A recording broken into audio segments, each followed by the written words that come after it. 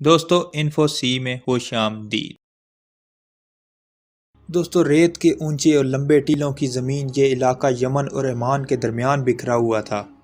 قوم عاد یہاں 8,500 سال سے قبل آباد تھی۔ اللہ تعالیٰ نے انہیں سرسبز کھیتیاں بھی دے رکھی تھی، جانور بھی، پانی بھی اور وافر خوراک بھی۔ نعمتوں کی اس فراوانی نے انہیں بھٹکا دیا، وہ اللہ کے باغی ہو گئے۔ ہدایت کے لیے حضرت ہود علیہ السلام کو بھجوایا گیا، وہ انہیں تبلیغ کرنے لگے، لیکن عاد ان کا مذاق اڑانے لگے۔ وہ شرک سے پیچھے ہٹنے کے لیے راضی نہ ہوئے۔ شداد اس قوم کا بادشاہ تھا، یہ 2 بھائی تھے، شدید اور شداد۔ شدید پہلے بادشاہ بنا، وہ فوت ہوا تو شداد نے اقتدار سنبھال لیا۔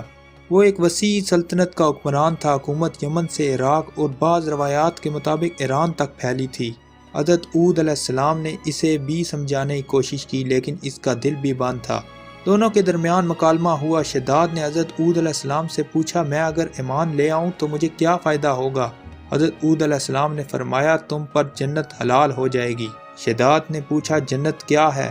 حضرت ہود علیہ السلام نے جنت کا نقشہ بتایا۔ شداد نے دعویٰ کر دیا، یہ کیا بڑی بات ہے، میں ایسی جنت بنا سکتا ہوں۔ حضرت ہود علیہ السلام نے اسے اس کفر اور اس شرک سے روکنے کی کوشش کی، لیکن وہ باز نہ آیا۔ اس نے سلطنت کے تمام بڑے معمار اکٹھے کیے اور اکاف میں حرم کے مقام پر 20 کوس لمبی اور چوڑی جنت بنوانی شروع کر دی۔ جنت میں سونے اور چاندی کی اینٹیں بھی لگائیں اور جواہرات بھی لٹکائے گئے۔ اس نے شہد، دودھ اور پانی کی نہریں بھی رواں کر دیں اور دنیا جہاں کے درخت، پودے اور پھول لگوا دیے۔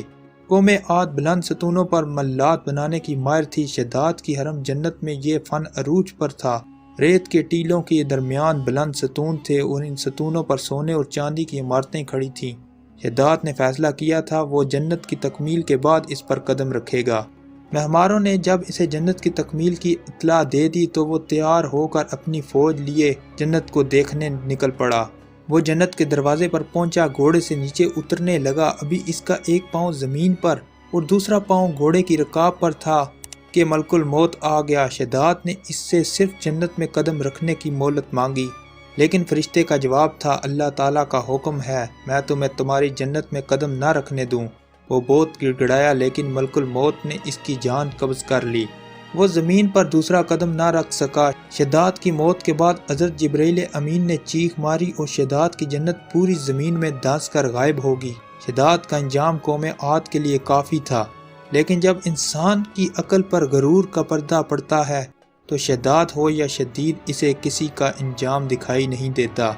حضرت ہود علیہ السلام قوم کو شداد کا انجام بتا بتا کر ڈراتے رہے، لیکن عاد نہ مانے، یہاں تک کہ وہ مایوس ہو گئے۔ اللہ تعالیٰ نے انہیں ساتھیوں کے ساتھ علاقے سے نکلنے کا حکم دے دیا اور وہ قوم کو آخری بار سمجھا کر اکاف سے نکل گئے۔ اللہ تعالیٰ نے ان کے بعد عاد پر خوفناک آندیاں مسلط کر دیں۔ وہ آندیاں 7 راتیں اور 8 دن چلتی رہیں، یہاں تک کہ پوری قوم اپنے بلند ستونوں اور سونے اور چاندی کی عمارتوں سمیت زمین میں دفن ہو گئی۔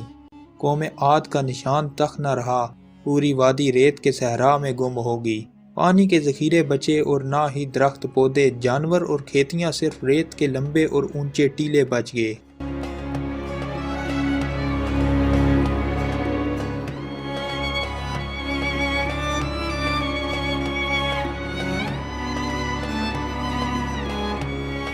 دوستو یہ تھی شداد کی جنت اور حضرت ہود علیہ السلام کا واقعہ۔ دوستو یہ ویڈیو کیسی تھی؟ ویڈیو کو لائک اور چینل کو سبسکرائب کرنا نہ بھولیں اور کمنٹ باکس میں اپنی رائے کا اظہار ضرور کریں۔